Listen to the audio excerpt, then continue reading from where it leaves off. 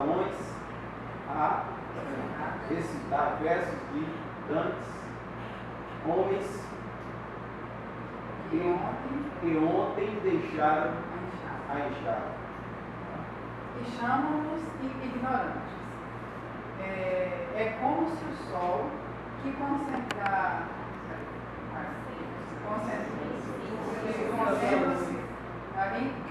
em si toda a luz, todo o brilho, todo o esplendor,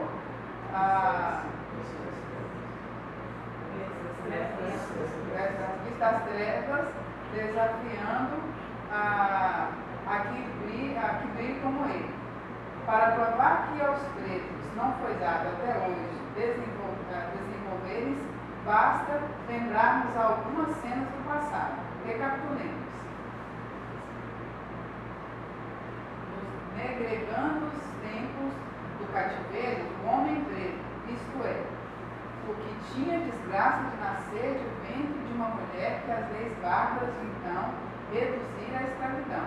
Ele está marcando, isso é um dos poucos registros que eu vi, que é o seguinte: nem todo negro nessa época era escravizado. É um dos poucos registros que eu encontrei desse esforço de marcar que, para além dos escravizados, você tinha livres também. Mas, enfim, o homem preto, nessa condição, nada mais tinha a fazer senão trabalhar sempre. Isso já está na outra.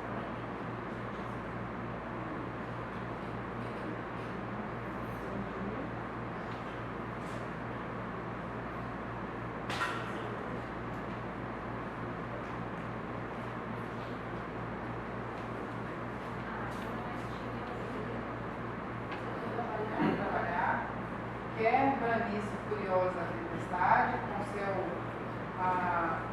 honorífico cortejo de raios e trovões, quer o céu, o sol abrasador de nossa pátria, vagaroso, lento, atravessasse do nascente ao poente o espaço azulado queimando as nuvens.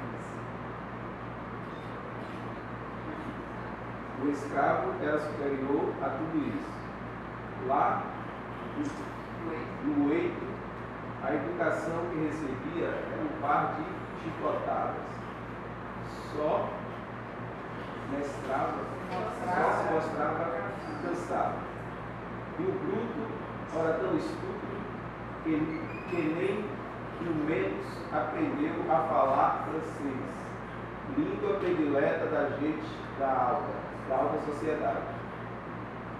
Não fazendo nas fazendas em dia de festa,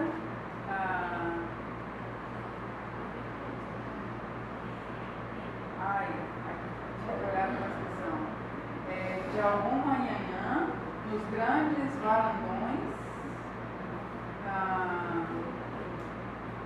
apagado, podendo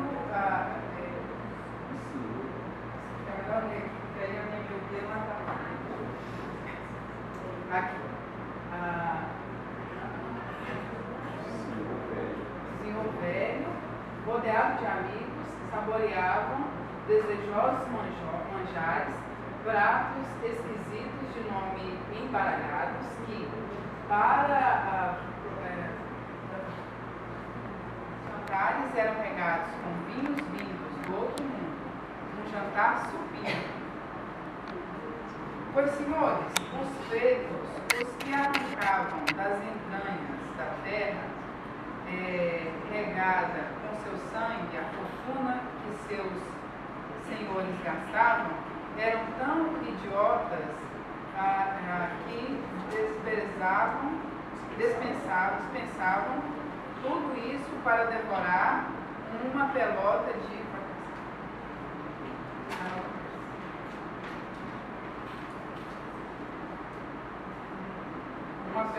espírito do senhor moço, envergando sorvetos, balas arrastavam randamente, não doce volúpia da valsa, tipos de vinhos de moças que em seus toalhetes de fina seda faziam brilhar a luz dos candelabros, as pedras preciosas que lhe serviam de adorno.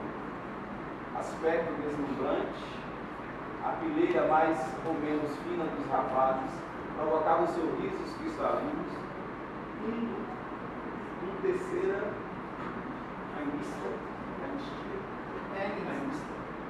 lista, a quem já chamavam doutor, fazendo um discurso mais ou menos belos, chamando a si a atenção do belo sexo. Uma menina de 15 anos que viera da escola para assistir a esta. Exibia-se ao piano, deixando transparecer o seu grau de contemplamento. Eram todos espíritos.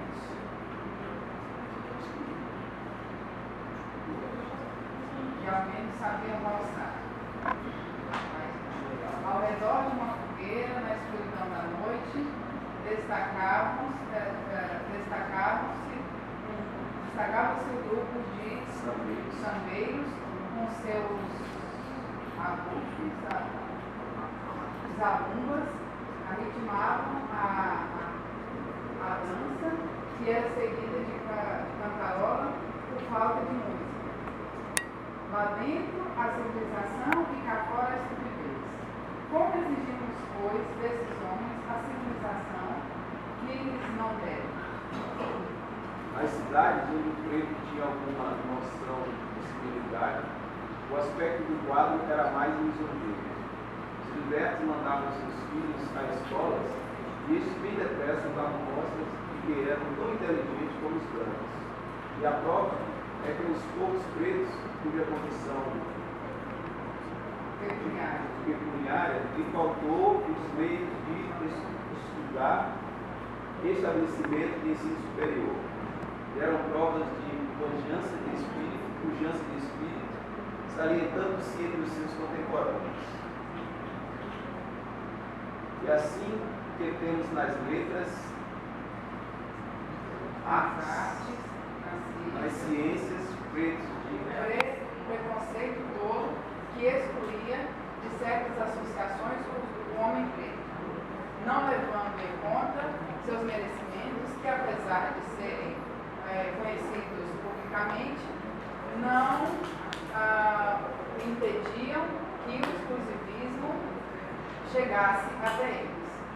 Muitas vezes, em boas rodas, eram admitidos tipos repugnantes cujo hálito empestava a atmosfera, pois que eram ladrões, assassinos, sedutores, tudo quanto viviam a sociedade comum. Mas eram brancos, ou mulatos claros. É uma ironia muito comum, no sentido de que havia uma pretensão de ser branco para então, nesse sentido, ridicularizar os negros. Mas o Luiz Gama mesmo escreveu um poema em que ele vai, você que adora me chamar de bode tem de tudo quanto é de bode, era um xingamento contra pessoas negras, né? Então, eles vão sempre questionar, esse diploma de brancura que vocês se pretendem, eu duvido muito deles. Então, assim, você me discrimina porque eu não sou branco, mas eu também não tenho certeza que você é tão branco assim. Era sempre um jogo nesse sentido. E por serem pretos, eram desprezados por seus colegas. Os advogados, os médicos, os artistas brancos, que no exercício de suas profissões, tinham de pedir auxílio aos seus colegas pretos, atento à superioridade destes, envergonhavam-se de apresentá-los em seus salões para não dar o que falar. Ó, santa estupidez! Mas então, o que distingue o homem, o que lhe dá valor no meio em que vive? O homem distingue-se, elevado-se pela sua compostura social ou pela cor da pele, coisa de que não é culpado. Passou-se o período mais angustioso para os homens pretos. Surgiu a aurora de 13 de maio, data de morredora glória de muitos pretos que foram os arautos da abolição, como Luiz Gama, José do Patrocínio, Quintino de Lacerda, Rebouças e tantos outros. Proclamou-se a República, o governo da igualdade, da fraternidade, queijando as liberdades. No movimento republicano, contavam-se muitos pretos e mulatos, que vêm a dar no mesmo, que prestaram e prestam serviços inovidáveis ao novo regime. Esperávamos nós, os negros, que finalmente ia desaparecer para sempre de nossa pátria o estúpido preconceito de cor, e que os brancos, empunhando a bandeira da igualdade e fraternidade, entrassem em franco convívio com os pretos, excluindo apenas os de mau comportamento, o que seria justiça. Qual não foi, porém, a nossa decepção ao vermos que o idiota preconceito, em vez de diminuir, cresce. Que os filhos dos pretos, que antigamente eram recebidos nas escolas públicas, são hoje recusados nos grupos escolares. Os soldados pretos, nos campos de batalha têm dado prova de heroísmo, é posto oficialmente abaixo do nível de seus camaradas, que para os salões e reuniões de certa importância, muito de propósito não é convidado um só negro, por maiores que sejam seus merecimentos. Os poderes públicos, em vez de curar do adiantamento dos pretos, atira-os à margem como coisa emprestada.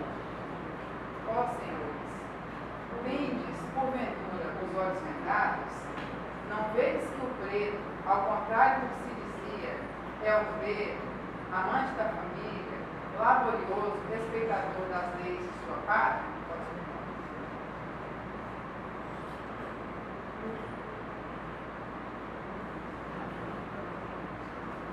Não vedes que quando as instituições perigam, tendes encontrado no preto um heróico defensor que disputa sempre as posições mais arriscadas das linhas de combate, dando exemplo de como se deve morrer no cumprimento do dever?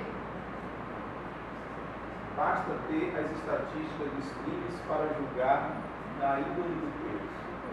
Homens que, vivendo sob o rigor do cativeiro, foram atirados de noite para o dia ao grande turbilhão social. Sem a menor noção de civilidade, tornaram-se verdadeiros patriotas. Por isso, só cuidam de melhorarem a sorte por meio do trabalho honesto que dignifica. As prisões apinhadas de assassinos e ladrões contam entre 500 presos e negro, e é preciso notar-se que o Brasil, os pretos e os mestiços, foram a maioria da nacionalidade edificante. O país que despreza elementos de força e progresso como estes é um país de século. Educar o preto, abrir as portas dos estabelecimentos de ensino a esta gente, procurar mesmo facilitar a sua colocação em estabelecimentos agrícolas, fazer tudo o que for possível em benefício dessa raça, porque o resultado será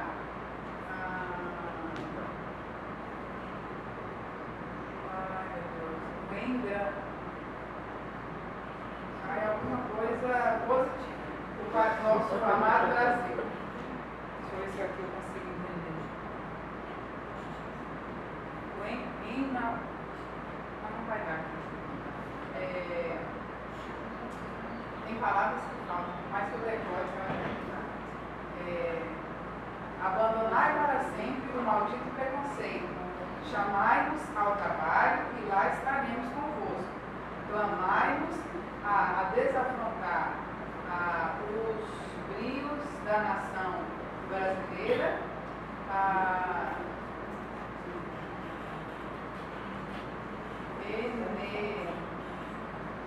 enebriarmos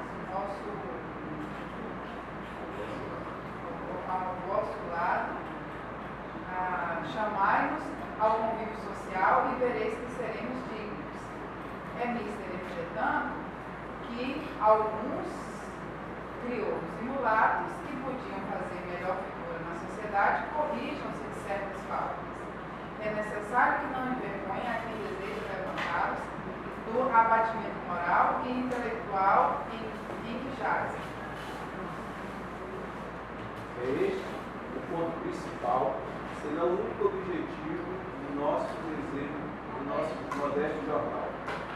A vós, homens pretos, por homens de nossa raça, que por glória de nossos avós, que morreram no lado do trabalho, de fazer a fortuna pública e particular de nossa pátria, pedimos por tudo quanto mais caro vos possa ser, educai os vossos filhos, ensina-lhes o caminho da honra, o caminho do dever, que tem por ponto de partida o trabalho e a instrução. Eis o que nós, os fundadores do progresso, almejamos. O que a gente... Parece que está aprendendo. É uma leitura síntese do que a gente vai encontrar em outros jornais. Alguém se habilita a fazer um comentário de uma parte que tenha chamado mais atenção? Eu queria só... Eu fiquei bem surpreso, não surpreso, mas eu notei bastante que eles repetem sempre a questão do merecimento, né, de como esse discurso ele é reforçado sempre a todo momento, de que o merecimento que deve ser levado em conta, né, dessa construção que já, né, existia aquela época que a gente fica olhando assim, meu Deus, eu estou ainda no século XIX, porque algumas coisas das denúncias, né, dessa investidura em cargo público, dessa violência sofrida pelos policiais, dessa questão, né, do reforço do discurso do merecimento do preto, que tem a mesma capacidade do branco, ainda estou no século XIX. Foi só isso que eu queria, né, deixar relevante, que me chocou bastante essa questão da repetição. É interessante como esse discurso do mérito ele é construído em termos bem diferentes do que as pessoas tentam fazer atualmente, né?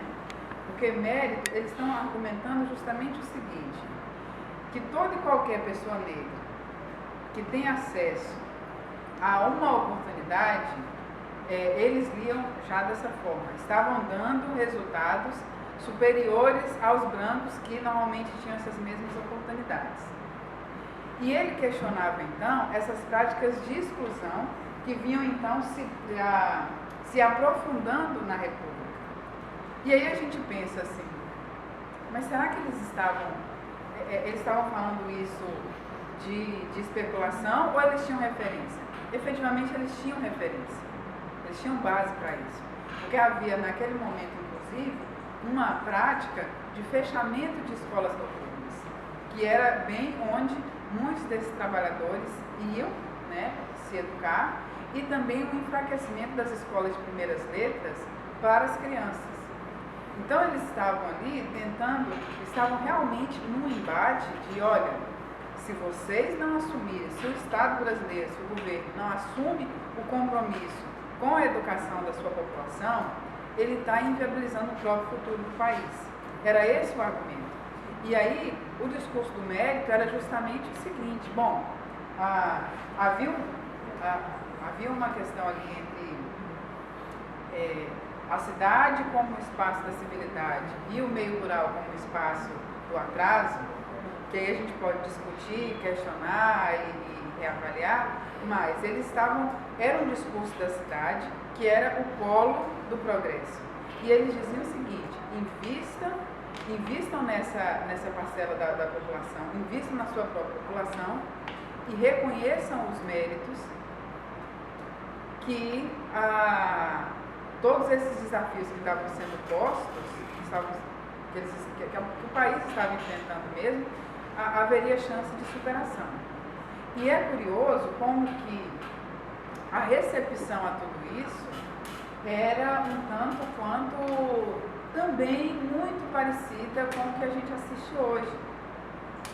É engraçado que em outro momento em que se defendia esse investimento nos trabalhadores nacionais, a rejeição a isso também se deu. O exemplo que eu estou pensando é o exemplo do abolicionismo do início da década de 80, que o José do Patrocínio, um outro abolicionista chamado Vicente de Souza e até mesmo o Luiz Gama, eles vinham numa problematização do fim da escravidão como uma política de valorização do trabalhador negro, do trabalhador nacional. E aí, ao anunciarem isso gerou uma repercussão muito severa de um sujeito que normalmente a gente ainda é obrigado a ler como uma referência quase que inquestionável, como aquela bibliografia que é obrigatória porque é o que define o objeto, o processo e tudo mais. Eu estou falando de Silvio Romero. Quem aqui já ouviu falar de Silvio Romero?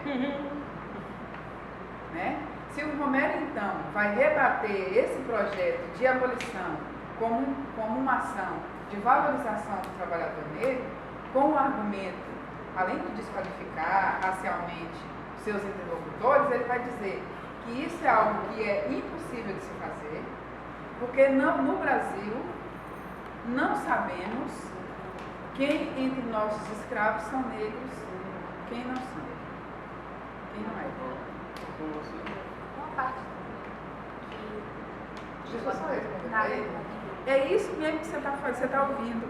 Silvio Romero dizia que num país onde africanos e seus descendentes eram escravizados nesses termos e que muitos negros livres eram constrangidos a ter que provar que eram livres, porque senão poderiam ser enquadrados como escravizados, Silvio Romero jogou o argumento de que não é possível dizer no Brasil quem dos escravos são efetivamente negros, quem era e quem não era. Qualquer debate semelhante aos das cotas raciais, mas no Brasil não sabemos quem são os negros, como valorizar. Entendeu? Assim, então, não, é aquela coisa, não é mera coincidência, é um traço marcante da experiência brasileira. Eu vou passar para ele, depois eu passo para a senhora.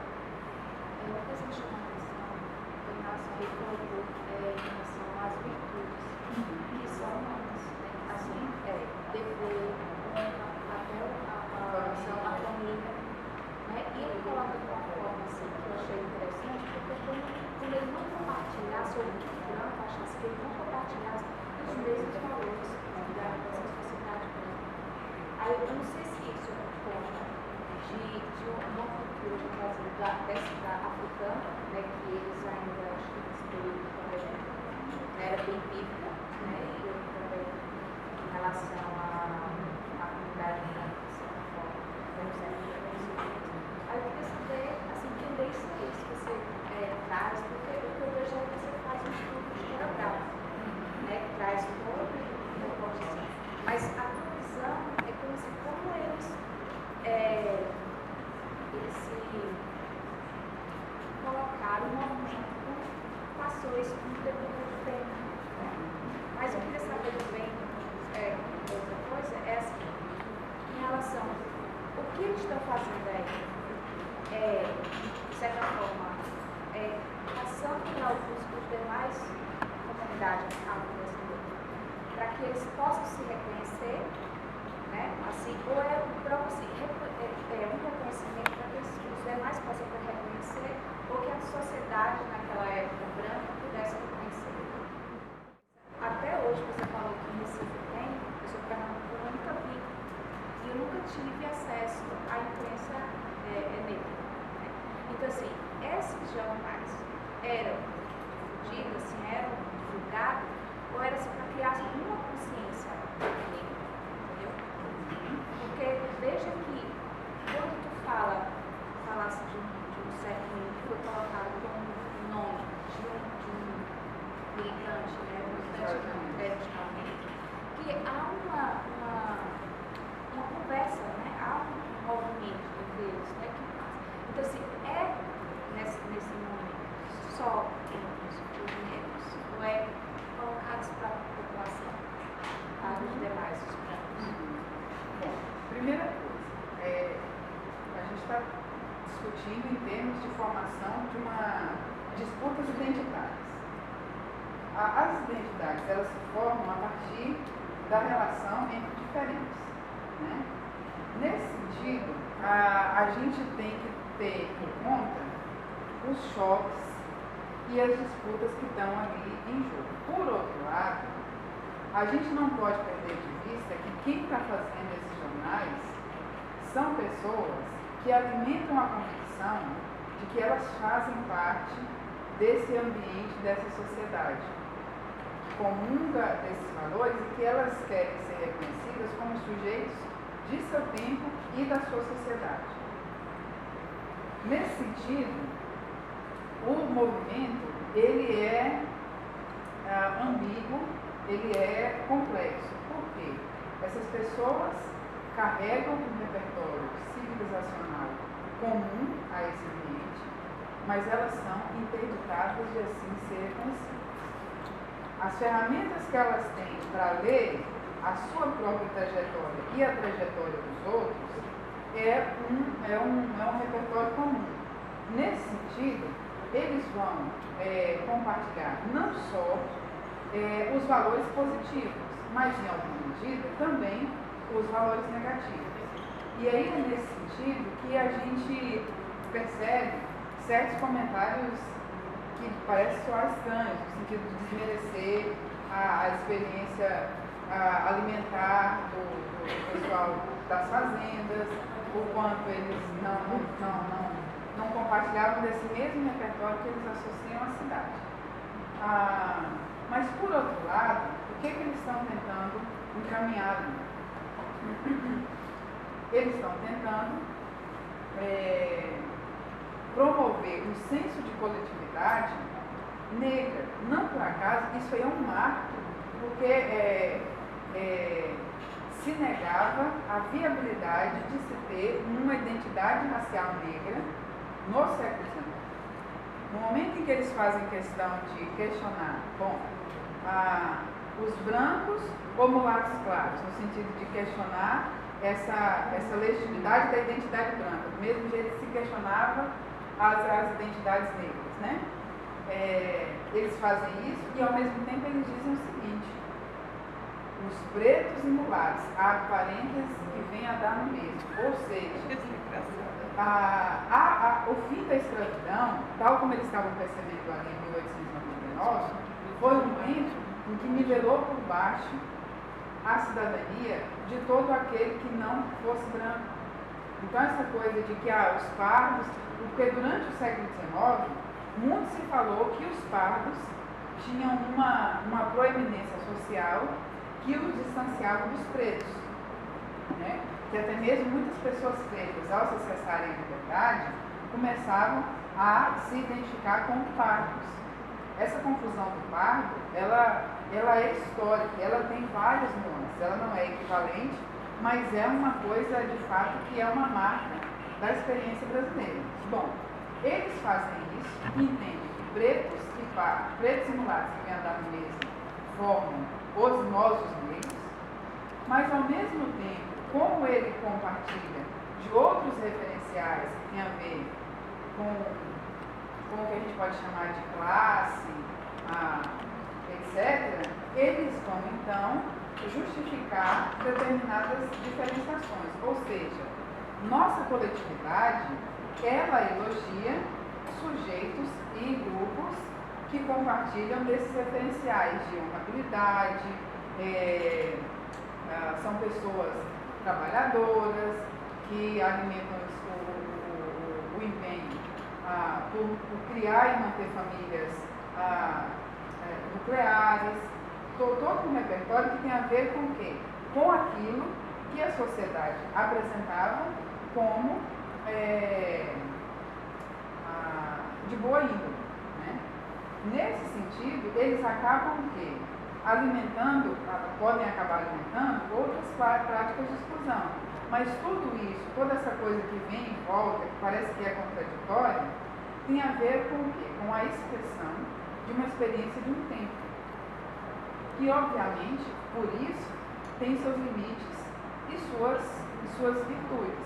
Mas, efetivamente, o que eles estão querendo é que quem apresenta e quem faz um esforço para está de acordo com aquilo que é entendido como positivo, seja assim respeitado. Porque o que eles estão vendo é, inclusive, pessoas, e isso é caso muito empírico, eles estão, é um grupo justamente composto pelas exceções, eles estão vendo essas pessoas que se formam em medicina, em direito, ali em São Paulo você tem comerciantes, profissionais liberais, etc., que estavam sendo constrangidos justamente por isso. E há um embate, tanto a extra-comunidade negra, quanto internamente a comunidade negra. Internamente o esforço é por a construção de um senso de coletividade, ou chamada consciência racial. Externamente, o que se procura fazer é romper com os estigmas criados pela escravidão e já pelo preconceito de cor que vinha se alimentando desde a época da escravidão, e que no pós-abolição a sensação que se tinha era de que as coisas estavam piorando. Né? Era uma sensação de ampliação da vulnerabilização, algo que vai na contramão das promessas da abolição. Eu não sei se eu respondi sua pergunta. Eu vou sair agora da vida no médico, mas eu retorno. Tá certo. Porque eu tenho outras questões em relação ao preconceito. Tá. Porque, como eu sou formada em filosofia, preconceito se diz preconceito de algo, então já não é um juízo. Então ele coloca muito aí em relação ao preconceito, né? Porque já é o pessoal não vê porque ele coloca assim, preconceito, porque não tem uma formação de juízo do que é essa cultura. Não tem um contato com o empírico para se gerar isso. Antes do contato já se sabe. Eu volto já. Desculpa. A senhora tinha uma pergunta? Eu tinha um comentário em relação a questionar a identidade negra, né? E a semana passada eu estava fazendo uma leitura justamente dessa direção. Nesse momento, eu estou fazendo uma pesquisa sobre a permanência estudantil nessa universidade. Eu vou fazer uma pesquisa sobre estudantes negros. E a semana passada eu perguntaram como é que você vai identificar quem é negro ou não é? Então, essa discussão ela persiste, na medida que a gente resiste essa discussão de negação da identidade negra, porque quando eu quero saber onde estão os estudantes cotistas negros, quando eu fizer o mapeamento daqui dessa universidade, eu quero saber quais os cursos onde estão os estudantes negros cotistas.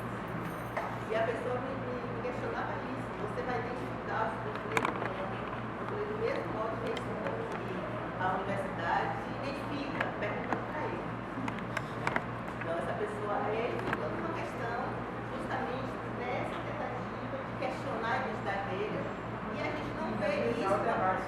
Sim, e a gente não vê essa discussão, esse questionamento da identidade branca. Ninguém pergunta se é branco, como assim? Ninguém faz uma questão em cima de quem é branco. Se uma pessoa da minha cor disser que é branco, a pessoa não vai questionar.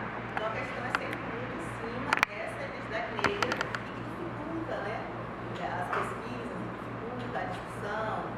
Porque por que você não estuda todos os estudantes da UESP?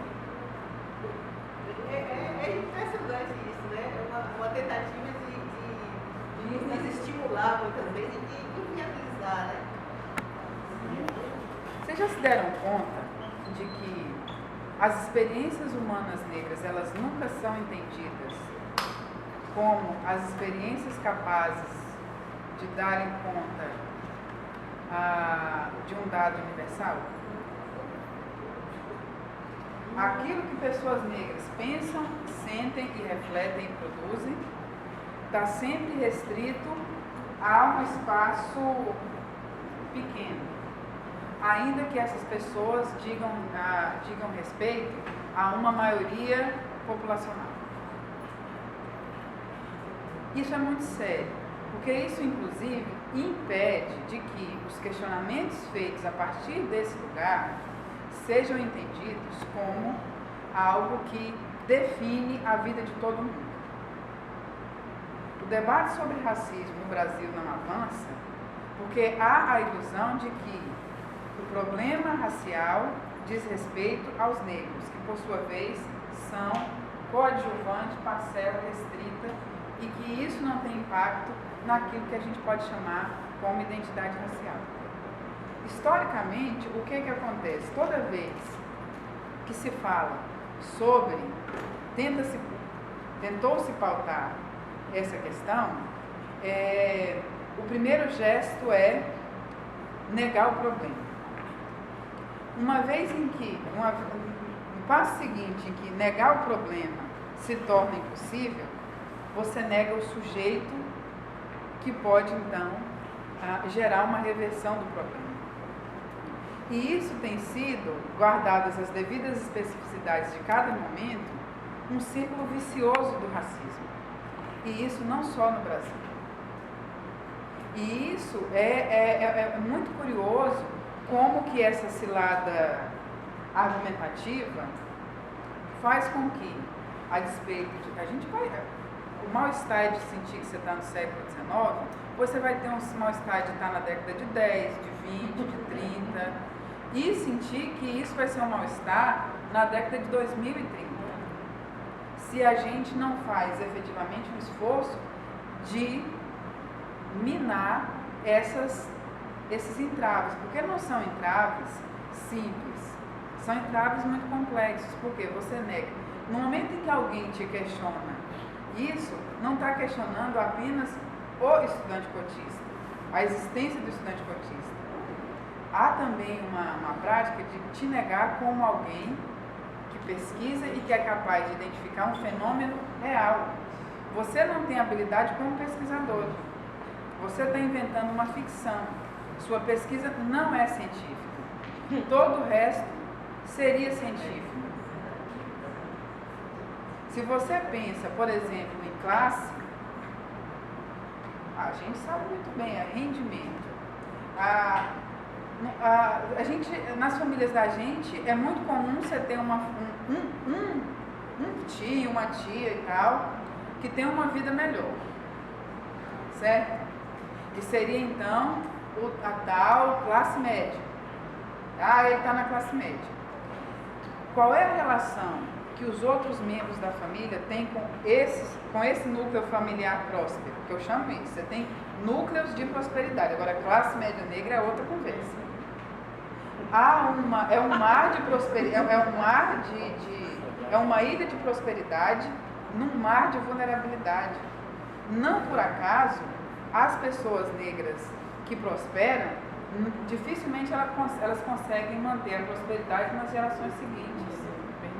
Mas as pessoas tendem a dizer que classe resolveria tudo. Não resolve por quê? Porque a experiência negra com a prosperidade, ela é informada por outras questões que não necessariamente a renda.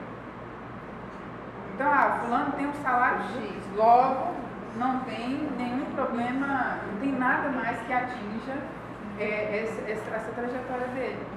Esse argumento da raça ele é muito complicado.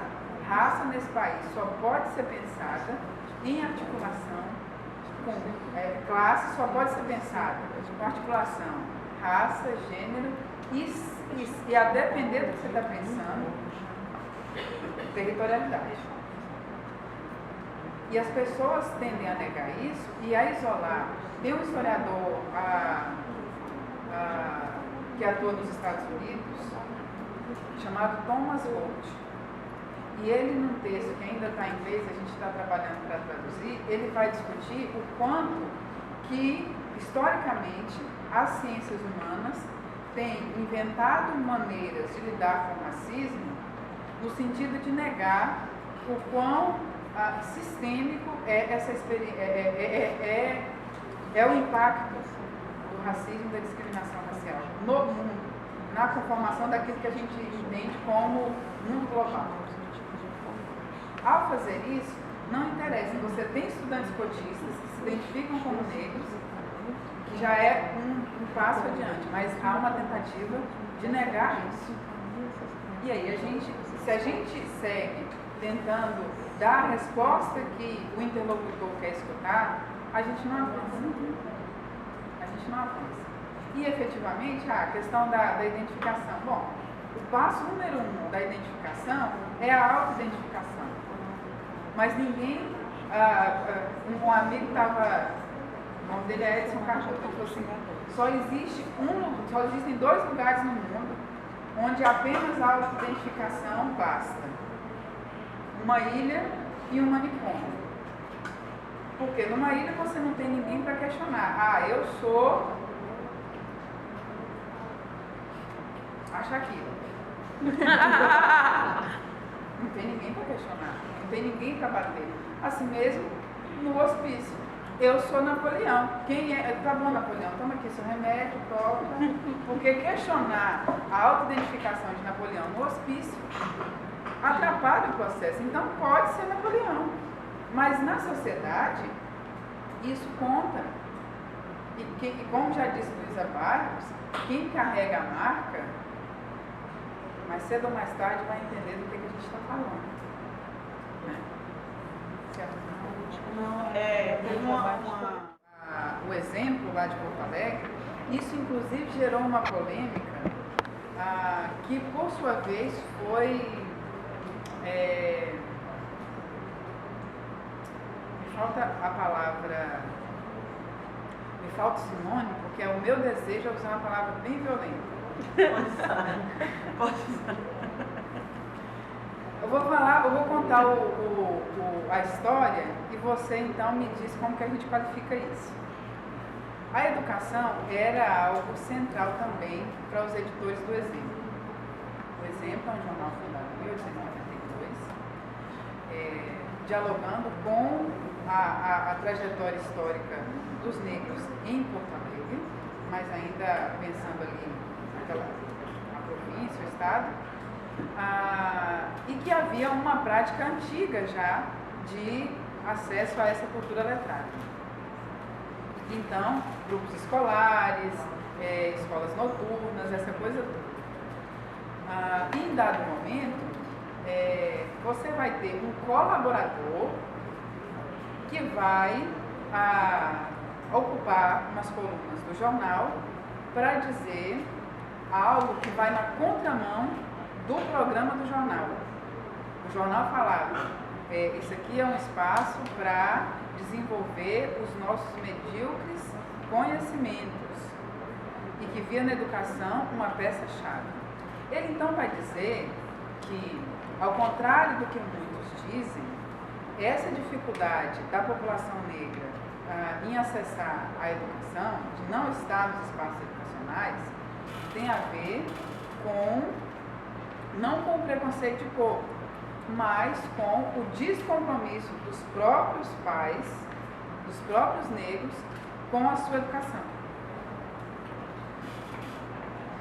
Isso gerou uma polêmica que ocupou 5 números do jornal, em que o Espiridião Calixto, que era um dos líderes desse jornal, vai então questionar e vai dando exemplo, e vai contando sua própria história, o quanto ele foi, por exemplo, você está num grupo escolar e a pessoa coloca o estudante negro na parte mais escura da sala, de modo que ele nem consegue enxergar direito o caderno, que há ele se queixa, inclusive, da professora não se aproximar dele. Todas essas coisas que Eliane Cavaleiro estudou, apresentou nas suas pesquisas, ele vai então relatar essas práticas de exclusão. E mesmo assim, o sujeito vai então tentando negar essa prática do preconceito como algo que exclui a população negra, né? O excelentíssimo senhor ex-presidente da República, sociólogo Fernando Henrique Cardoso, pegou essa documentação e disse o seguinte, que está lá no último capítulo de Capitalismo e Escravidão no Brasil Meridional. No último capítulo, ele vai trabalhar sobre a experiência da liberdade, além de entender que toda essa gente que estava fazendo o jornal Exemplo eram libertos, quando na verdade quase todo mundo ali, se não todo mundo, era gente que já tinha nascido livre.